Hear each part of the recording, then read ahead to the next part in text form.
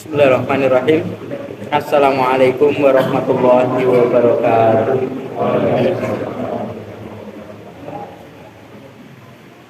Alhamdulillah. Nasta'inuhu wa nastaghfiruh. Wa na'udzu billahi min shururi anfusina wa sayyiati a'malina.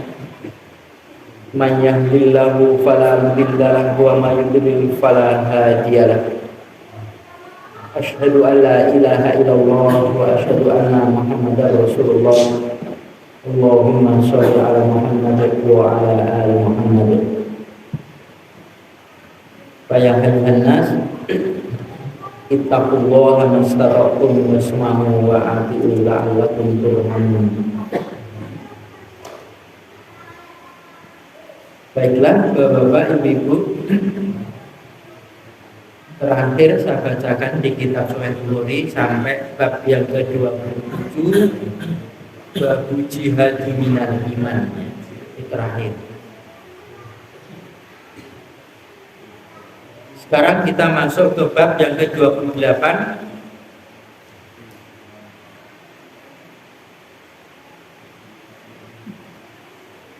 Babu tatawwu qiyami Ramadana minal iman. Bab tatawwu atau itu kan sunnah, amalan tambahan, yakni qiyam Ramadan. Berdiri itu maksudnya yang mendirikan, hidup-hidupkan Ramadan. Minal imani, sebagian daripada iman. Artinya puasa saja kalau dia tidak berqiyam untuk menegakkan atau menjalankan sesuatu supaya Ramadan ini bisa tegak lurus, ya belum termasuk iman. Sekedar ikut-ikutan saja, temennya puasa ikut puasa, itu saja musim, karena salah niat, bukan orang beriman, ya. Bukan orang beriman, orang yang tidak punya tekad bahwasanya di bulan Ramadan adalah dia punya qiyam ini, menegakkan atau menjalankan hal-hal apa yang menjadi kebaikan-kebaikan di bulan Ramadan. Dia memahami itu. Hadis yang ke-37, Hadatsana Ismailu qala hadatsani Malikun an Ibnu Syihabin an Humayd bin Abdurrahman an Abi Hurairah anna Rasulullah sallallahu alaihi wasallam, bahwasanya Rasulullah sallallahu alaihi wasallam bersabda, Man qoma Ramadana, barang siapa yang berdiri di bulan Ramadan. Dan sebagian berdiri ini artinya melakukan sholat malam di bulan Ramadan, mendirikan. Ada sebagian-bagian yang koma ini ya artinya menjalankan hal-hal yang berkenaan, dia memahami tentang keutamaan atau kelebihan-kelebihan di bulan Ramadan. Man qoma Ramadana imanan, barang siapa yang mendirikan Ramadan karena keimanan dan wahtisaban, ihtisab mengharap-harap pahala, ghufira lahu, akan diampunkan lahu baginya, bagi orang tadi, ma qaddama, apa-apa yang telah lewat, min dzanbihi, dari dosanya. Ini termasuk keutamaan atau fadilah bulan Ramadan. Orang yang menjalankan, memahami tentang kebaikan bulan Ramadan, sebagaimana orang, walaupun bukan hadis ya, ini bukan hadis Bapak Ibu, walaupun banyak orang yang menyampaikan Ramadan ini dibagi menjadi 3, ya. Awalnya rahmat gitu ya, terus apalagi itu 3-nya itu ampunan, ditutupnya pintu neraka. Dari awal, kalau hadisnya dari awal, ya. Idza ja'a Ramadana futihat abwaabul jannah wa ghuliqat abwaabun. Itu dari awal. Jadi ketika bulan Ramadan itu datang, maka pintu jannah itu dibuka. Artinya pahala itu melimpah. lipatannya itu sebagaimana yang dijelaskan dalam hadis-hadis yang lain itu sampai masya Allah banyak sekali. Maka kesempatan termasuk ke jannah itu lebar. Orang masuk ke neraka itu kecil kesempatannya. Karena apa? Dan satu dosa itu cuma dibalas sesuai dengan dosanya. Kalau sementara kalau kebaikan itu ya 10 kali lipat. Itu pun ada hadis yang sana bila bikuli sumbulati min atul makbah itu ada 700 lipat dan lain sebagainya. Dan ini Ramadan ini Masya Allah, kalau dulu sahabat-sahabat itu mimpi-mimpi nih ya, mimpi-mimpi Ramadan itu bisa ketemu padanya. Di 3 Ramadan dia menangis, kita tidak, malah senang. Itu kan fadilah tentang Ramadan ya. Satu bab, satu hadis. Bab yang ke-29, babu somu Ramadana ihtisaban minal iman. Bab puasa Ramadan karena mengharap pahala itu bagian daripada iman. Jadi orang berpuasa tidak mengharapkan pahala, tidak bagian daripada iman. Maksudnya begitu kalau menurut Bukhari.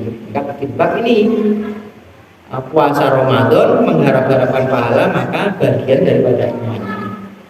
Kalau tidak mengharapkan pahala, bagian dari iman itu tidak ada. Maksudnya begitu.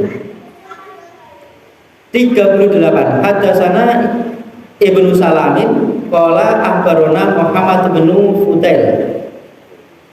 Qala hadatsana Yahya Ibnu Sa'idin an Abi Salamata an Abi Hurairah qala. Ya, dari Abu Hurairah. Ini nama-nama orang yang saya baca agak cepat ini adalah pembawa-pembawa berita yang sampai ke Imam Bukhari menjalur gurunya sampai ke sahabat Abu Hurairah ini. Jadi sambung. Saudara-saudara kita ada bagian yang ngaji seperti ini dia menamakan musnad mutasil. Jadi sanadnya itu bersambung. Ya. Kamu orang ngaji harus bersama. Ya iya, ngajar dengan guru kan begitu, maksudnya begitu. Kepada siapapun yang penting jelas ya, kita kan begitu. Nah, ini sampai dari guru. Man shoma Ramadana, kalau di atas itu koma, banyak yang mengartikan sholat gitu ya, koma ini. Kalau ini puasa. Man shoma barang siapa yang puasa Ramadana, puasa Ramadan iman karena keimanannya, wahtisaban dan karena mengharap-harap ampunannya, barakan pahala ya maksudnya, barakan pahala, hufiro akan diampunkan lahu baginya mata kodama apa yang telah lewat mindan bihi dari dosanya. Koma dengan soma pahalanya sama, tapi ini tadi karena seruan iman dan menginginkan berharap diberi pahala oleh Allah. Kalau puasa ini pahalanya langsung dari Allah. Ini kejujuran ini dilihat dari kepuasannya. Kalau orang tidak jujur, bisa saja di tengah hari tidak ada orang dia makan pura-pura lemes kan bisa saja tidak ada orang. Kalau bukan karena iman. Ada orang dulu masa kecil saya dibayar, mana nggak bayar? Bagiannya ada yang makan, namanya anak kecil loh. Padahal orang yang kalau sudah paham, sudah besar, sudah balik, sudah tahu ilmunya, maksudnya itu puasa itu dia menyengaja, tidak ada perkara apapun, tidak ada alasan apapun, dia memang sengaja batal mutlak. Itu tidak bisa terbayarkan oleh hutang dia. Semua yang dibayar udah menyengaja kok. Beda dengan sakit gitu ya. Sakit memang tidak perlu puasa orang sakit. Itu berarti orang ya. Orang sakit itu pokoknya kegiatannya adalah menjalankan, menerima itu dari sakitnya. Orang sakit juga diampuni dosa-dosanya, dia bersabar. Termasuk ngaji sakit ya sudah, tidak perlu izin, tidak datang saja. Izin sakit ya, sakit ada izin.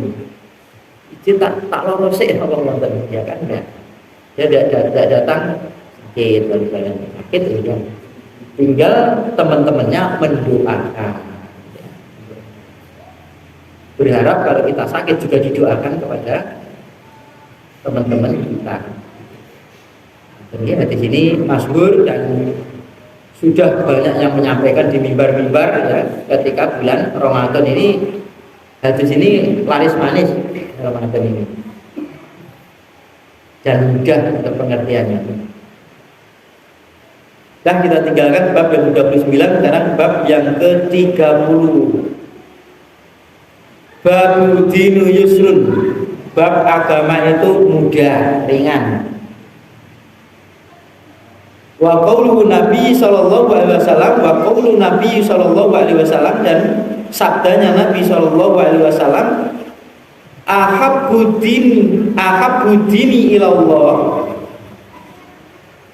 paling tersukainya agama itu pada Allah itu paling tersukainya agama itu al-hanifiyatu, hanif, lurus, tegak lurus, condong, asamahatu yang longgar.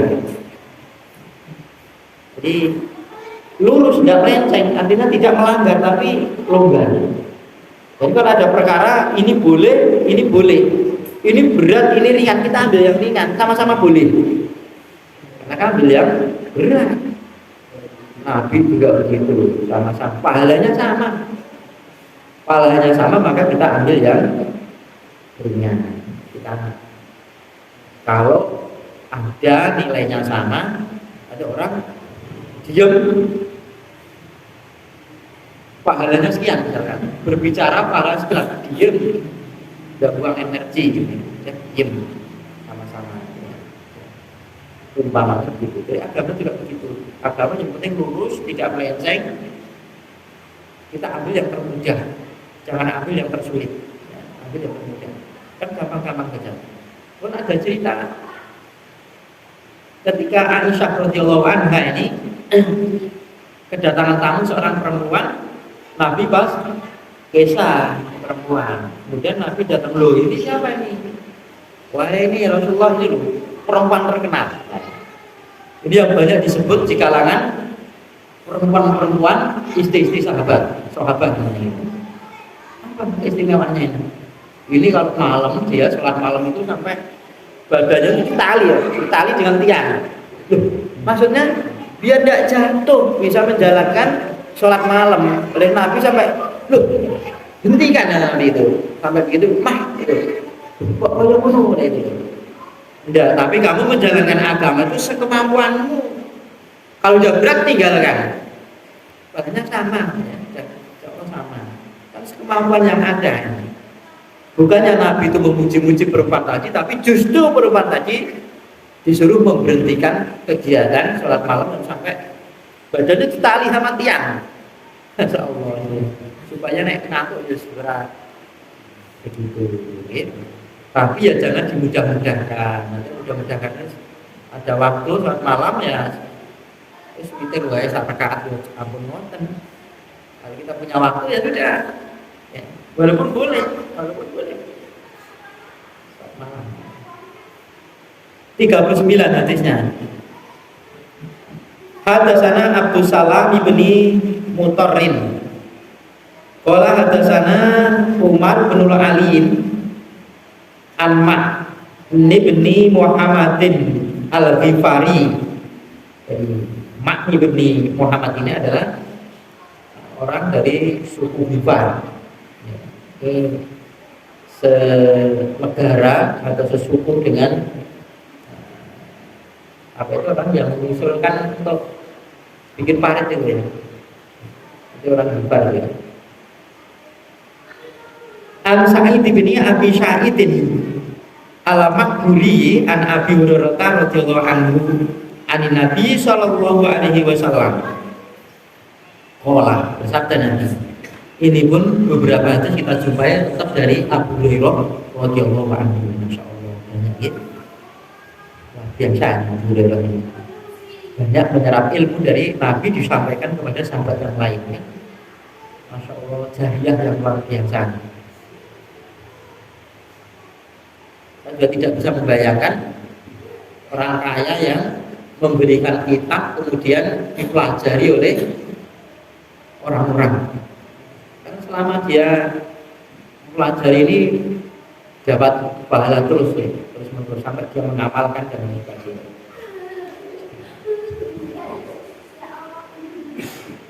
Bersabda Nabi, inad dina, sesungguhnya agama itu yusrun, mudah atau ringan. Walan yushaddad dina ahadun ila ghalabahu. Dan tidak akan diberatkan din ini pada seorang pun kecuali dia akan terkalahkan. Dan dia memberat-beratkan itu, satu saat akan terkalahkan. Pokoknya niatan aku, misalkan gitu ya, bisa melakukan misalnya setiap hari saya misalkan setiap hari saya harus sedekah 10.000 misalkan. Kalau bisa istiqomah dan dia mampu bagus. Sedekah 10.000 10 hari enggak, bukan begitu. Ya, kan ada apa continue istilahnya. Tidak usah berat-beratkan apa yang mampu. Kalau pas longgar ya tidak apa-apa. Kalau tidak longgar ya tidak. Mungkin 500 lah, mungkin 200 dan lain sebagainya. Tapi banyak dan dia mampu dan bisa istiqomah bagus. Tapi harus menurut takaran kita. Jadi ini orang yang memperberatkan pada agamanya, seseorang itu dia akan terkalahkan. Dia akan meninggalkan sendiri. Pas kenceng-kencengnya, wah masya Allah itu.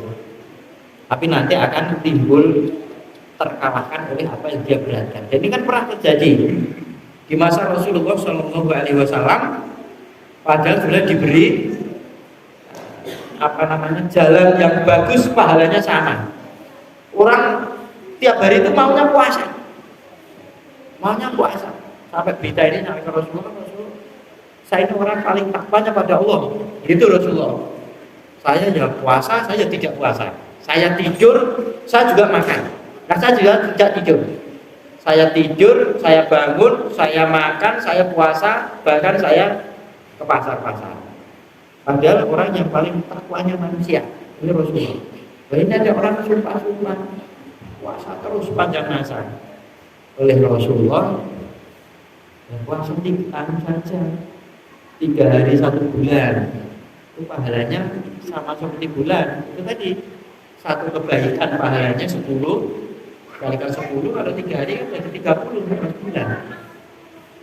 Wah, ringan dari Rasulullah, saya lebih mampu dari itu. Ya sudah ditambah Senin Kemis, masih ringan ya Rasulullah. Akhirnya oleh Rasulullah puasa Daud, 1 hari puasa, 1 hari tidak, seumur hidup. Orang tadi apa ada yang lebih dari itu ya Rasulullah? Oh tidak ada. Akhirnya dia melakukan itu ketika masa tuanya. Ya itu tadi terkalahkan. Ngerti yo, bahasa kita ngerti yo dice aku janjiku apa yang menjadikan rusak dari Rasulullah Shallallahu Alaihi Wasallam, pahala sama tapi ringan. Ini orang itu tidak. Akhirnya masa tuanya tidak merasakan apa yang disampaikan Rasulullah terbaik buat dirinya. Fasad didu wa qoribu, maka ya bersungguh-sungguhlah kalian atau luruskanlah kalian. Wa qoribu, dan kalian dekat-dekatkanlah. Bersungguh-sungguh sekemampuannya mendekatkan amalan itu sesuai dengan apa yang dilakukan oleh Rasulullah. Akhirnya seperti saya ini, Rasul tidak begitu, tidak akan mampu. Maka jalannya wa qoribu, kalian mendekat-dekatkanlah amalan itu seperti apa yang saya lakukan. Benar Rasulullah. Ya kalau seperti Rasulullah ya jelas tidak. Tapi kan sahabat maunya ini ya itu tadi menyamai bahkan melebihi. Karena melihat Rasulullah itu orang yang diampuni dosanya saja seperti itu amalannya, lah saya belum terampuni dosanya kok malah ya karena melancangi Nabi Shallallahu Alaihi Wasallam, tidak akan mampu. Bisanya itu tadi saat itu berlurus-luruslah, bersungguh-sungguhlah bahwa ibu dan kalian dekat-dekatkanlah dalam beramal itu. Wa abshiru, dan kalian berilah kabar gembira. Wasta'in, dan kalian mintalah tolong bil ghadwati, di waktu pagi, warauhati, dan di waktu sore, wasyai'in, dan di waktu malam, minal dulujati, dari waktu-waktu yang wasyai'in, ya gitu, wasyai'in, dan sesuatu minal dulujati, dari waktu yang malam-malam, waktu yang malam. Jadi ini ya, beri kabar gembira kalian tentang adanya diringankan dalam beramal ini, tapi pahalanya Masya Allah. Minta tolonglah kamu kepada Allah supaya bisa menjalankan itu. Jangan amalan-amalan disepelekan. Oh, kalau sudah perang itu loh, amalannya besar. Perang kamu nopo lah, bukan masanya perang. Masa cuma amal soleh saja, bersih-bersih masjid sandalnya, yang kecil saja tidak bisa melakukan, kan minta yang besar ini. Karena yang dibutuhkan itu mintanya jihad dengan siapa lain? Kamu minta tolongnya kepada Allah Ta'ala supaya bisa menjalankan itu. Minta tolong di waktu pagi, di waktu sore, dan di waktu malam. Artinya permintaan tolong kepada Allah Ta'ala itu terus menerus nih, tidak dibatasi oleh waktu.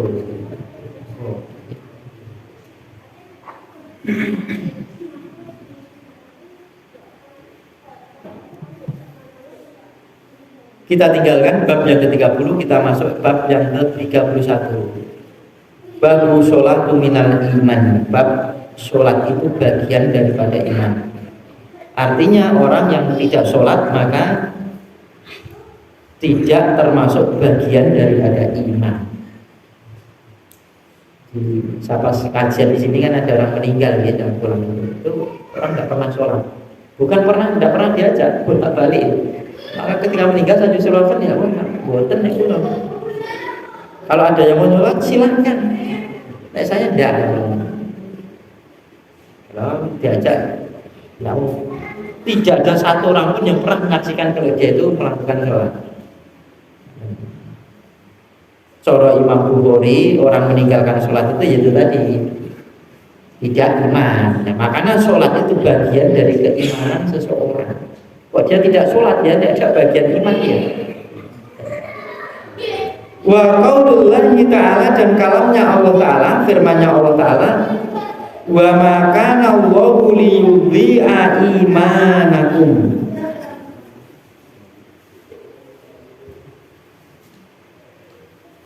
Dan tidaklah ada Allah itu untuk menyia-nyiakan iman kalian, yaitu sholatakum, sholat kalian indal baiti, di Baitullah. Jangan di sholat di menghadap ke Ka'bah. Kenapa disebutkan ke Baitullah? Karena sebelumnya itu menghadapnya ke Baitul Maqdis, Yerusalem sana, ke Palestina sana. Apa ini? Nah, bagaimana orang-orang yang sebelum ada perintah untuk sholatnya berkiblatkan ke Baitullah? Ya ini tadi, Allah itu tidak menyia-nyiakan iman kalian, maksudnya sholat kalian tidak disia-siakan. Yang dulu menghadap ke Baitul Maqdis itu tetap diberi pahala. Ya. Maka di sini tafsirnya Imam Bukhari, imanakum itu adalah sholat aku. Ya, artinya kalau tidak sholat bukan orang beriman yang dimaksud begitu. Hadis yang ke-40. Hadasana Amr bin Khalidin. Qala hadasana Zuhair. Qala hadasana Abu Ishaq anil Bara anan Nabiya sallallahu alaihi wasallam kan. Anna bahwa kana adalah beliau. Ini dari Barok ya. Barok kalau tidak ada sebutan ini sahabat Barok bin Azib. Ya, karena nama Barok banyak. Kalau tidak disebutkan maka yaitu Barok bin Azib itu tadi. Dari atas itu Abu Hurairah lah ini dari Barok. bahwasanya Nabi Shallallahu Alaihi Wasallam adalah beliau. Awalama qodimal Madinata, permulaan atau awal apa yang datang ke Madinah, nazala ala ajdatihi, beliau tinggal, turunnya dia tinggal, beliau tinggal pada rumah-rumah kakeknya. Auqola, atau beliau bersabda akhwali, di rumah paman-pamannya yang dari arah ibu tadi. Jadi memang ibunya kan ya, orang Madinah juga tadi, orang Madinah. Minal Ansori, dari kalangan orang Ansor. Jadi ketika permulaan beliau ke Madinah gitu ya, beliau itu dia datang singgahnya, beliau tinggal di rumah kakek-kakeknya ataupun di paman beliau di Madinah, kalangan orang Ansor sana. Wa anahu, dan adalah beliau Nabi itu beliau sholat kibalal Baitul Maqdisi. Nah ini beliau sholat itu menghadap ke Baitul Maqdis, Palestina nya, Baitul Maqdis awalnya ini. Ketika beliau hijrah ya awal masih sholat menghadap ke sana. Sittata asyara syahrun, 16 bulan, au sab'ata asyara syahrun, atau 17 bulan. Jadi sholat diwajibkan menghadap ke Baitul Maqdis itu 16 bulan atau 17 bulan. Jadi 1 tahun lebih, kalau tengah tahun berkiblatkan di Baitul Maqdis. Setelah itu pindahan, nanti dibaca surah Al-Baqarah tentang bolak-baliknya Rasulullah, wajahnya ke langit, menghadapkan tangannya ke langit, wajahnya ke langit, meminta supaya dikiblatkan ke Baitullah, karena menyenangkan orang Yahudi. Katanya yang ngiloni kiblatku lah, itu kurang serp.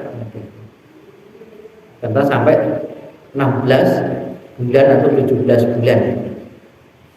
Wakana adalah yuk jibuhu, menyenangkan Nabi itu antakuna kiblatu kibalal baiti, menyenangkan beliau bahwasanya menjadikan kiblat itu ke arah Baitullah, yakni ke Ka'bah itu. Al-Bait itu adalah Baitullah. Beliau lebih suka, lebih senang kalau kiblat itu berpindah ke Ka'bah. Wa anahu sholat awal sholati sholataha sholatal asri, dan bahwasanya beliau sholat permulaan sholat yang beliau mensolatinya itu adalah sholat asar. Jadi ketika selama 16 bulan atau 17 bulan dalam hadis ini bukan berarti Imam Bukhari lupa, bukan. Dia mendapatkan gurunya seperti ini, 16 atau 17. Kenapa beliau mempercayai orang terong 16 atau 17? Sahabat itu tidak ada yang berbohong. Ada yang berbohong. Cuman hitungannya terlupakan, itu wajar. Sekitar itu. Lah, ketika sudah 17 bulan atau 16 bulan itu, di waktu sholat asar itulah kiblat itu dipindahkan ke Baitullah. Jadi banting setir saat itu.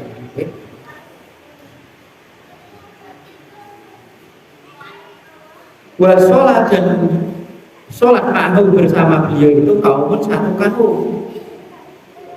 Fakhoroja, maka keluarlah kaum tadi. Fakhoroja, maka keluarlah rojulun, seseorang, mimman, dari orang yang sholat ma'hu, ketika dia itu sholat bersama Nabi. Famar, maka lewat ala ahlil masjidi, pada penghuni masjid, wahum, dan mereka itu rokiuna, mereka itu sedang rukuk, artinya melakukan sholat. Fakola, maka berkatalah si rojul yang lewat tadi, Asyhadu billah, aku bersaksi dengan nama Allah. Laqad sholaitu ma'a Rasulillah sallallahu alaihi wasallam qibala Makkah. Sungguh aku itu sholat bersama Nabi sallallahu alaihi wasallam, bersama Rasulullah sallallahu alaihi wasallam menghadap ke Mekah, ke Ka'bah. Fadaru, maka mereka memutar. Orang yang sholat tadi mereka memutar kama sebagaimana mereka itu kibalal baiti, ya, mengarah ke kiblat, yaitu Baitullah. Jadi ini ceritanya ketika terjadi di perpindahan itu sampai sekarang ini orang-orang yang haji atau umroh itu biasanya ziarah ke tempat masjid ketika Nabi sholat asar terus wahyu turun itu, namanya masjid Kiblata ini, dua kiblat, satu sholat tapi dua kiblat. Walaupun alam 2 rakaat menghadap ke Baitul Maqdis, 2 rakaat menghadap ke Baitullah, langsung begitu. Jadi makanya itu jalan itu tidak membatalkan sholat asal tidak berjalan. Kemudian sholat bersama Nabi, terus keluar ternyata menemui seseorang sedang sholat di masjid itu. Kok masih menghadap ke Baitul Maqdis? Akhirnya dia berbicara, ngomong dia, asyhadu billah laqad sholaitu ma'a Rasulillah sallallahu alaihi wasallam qibalal Makkah. Itu dikeraskan, didengar oleh orang sholat. Orang sholat tadi langsung dia, ya, memutar ke arah sana juga. Ini buat kita juga.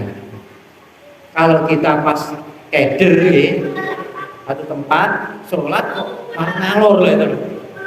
Rumah sana pun marah ngulon, ternyata marah ngalor. Ada orang, anu Pak, jenengan sholatnya keliru, marah ngalor jenengan diputer. Kita langsung putar. Tidak membatalkan, ada apa-apa. Tidak usah nyawuri, gue tidak perlu. Oh gue tuh lah batal. Nah, ini juga begitu. Dan bicara langsung putar. Tetapi kalau tidak ada yang ingatkan sampai selesai, dia itu menghadap ternyata salah kiblat, tidak apa-apa. Wis rampung, jenengan mau sholatnya markangan, tidak perlu diulang, tetap sah yang seperti itu. Kalau ini kan masalahnya dalam keadaan sholat, dibengok-bengok akhirnya dia putar. Dan dia sampai bersaksi dengan nama Allah daripada sahabat. Dan begitu pun sahabat percaya. Dan yang lain langsung putar. Wa kanatil yahudu, dan adalah orang-orang Yahudi, qad a'jabahum, sungguh menyenangkan mereka itu ketika karena ada yusolli, bahwasanya beliau Nabi sholat itu kibalal Baitul Maqdis, kalau menghadap ke Baitul Maqdis. Orang Yahudi ini suwe senang, kalau Nabi Muhammad itu juga berkiblatkan Baitul Maqdis, karena ya ikon mereka orang Yahudi itu ya itu tadi buat loloan ya. Apa beda nih kalau aturan nyata nih kiblat itu foto karo aturan begini, kalau Nabi kan tidak seret begitu.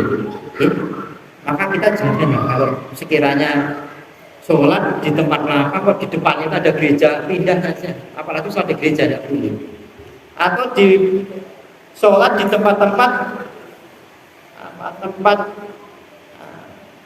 pemujaan mereka, unden begitu, tidak perlu, pindah saja, ada pesan. Nanti mereka senang. Nanti lo yang sholat nenggon aku lah itu kan, menyenangkan dia. Bikin senang musuh itu tidak boleh. Bikin jengkel musuh itu malah berpahala. Jadi jengkel mawon, bikin berpahala. Nabi juga tidak selesai. Wa ahlul kitab, dan juga ahlul kitab, orang Nasoro termasuk ini juga senang karena kiblatnya ke sana. Falama walla wajahahu, falama maka tatkala walla beliau Nabi itu memalingkan wajahnya kibalal baiti, ke arah Baitullah Ka'bah, angkaru, mereka mengingkari orang Yahudi maupun orang ahli kitab, orang Nasrani mengingkari, orang senang. Jadi apa namanya, brundel, dalika yang seperti itu. Qala Zuhairun, berkata Zuhair, haddatsana Abul Ishaq Anil Baroi fi hadisi hada anahu mata alal kiblati qabla antu hawala. Berkata Zuhair, telah menceritakan kepadaku Ishaq dari Barok bin Azib pada hadisnya ini bahwasanya ada orang meninggal alal kiblati qabla an yuhawwala.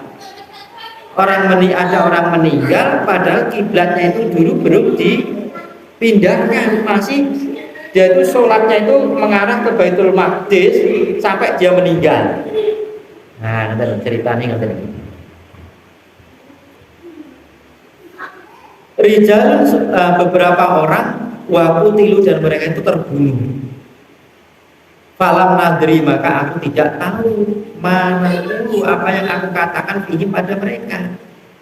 Jadi ceritanya ini kan si Azib bin Barok bin Azib ini ceritakan ini loh. Terus piye saiki kiblatnya pindah, orang tidak suka cari-cari pilih, saya orang Yahudi maupun orang Nasrani.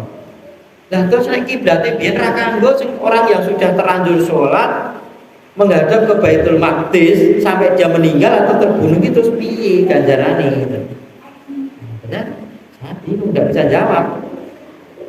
Dan fa'anzalallahu ta'ala, maka turunlah ayat kepada Nabi, maksudnya turunlah wahyu.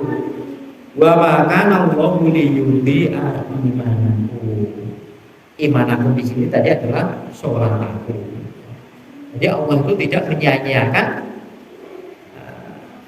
sholat kalian, iman kalian itu sholat kalian tidak disia-siakan, artinya pahalanya dapat pahala. Jadi bahwasanya ini kisah kasusnya orang itu sholat yang dari Baitul Maqdis berpindahkan kiblat ke Baitullah. Ini ternyata Rasulullah dan para sahabat selama 16 bulan atau 17 bulan itu berkiblatkan di Baitul Maqdis. Jadi menyukakan atau menyenangkan orang Yahudi ataupun orang ahli kitab, orang Nasrani juga. Yahudi juga termasuk ahli kitab. Cuman dua ini berbeda. Kalau orang Yahudi itu winter dalil, ngerti aturan tapi dia tinggalkan. Tapi kalau orang-orang Nasrani, orang ngerti dalil, orang ngerti ilmu, ini seneng ibadah, kan berbeda.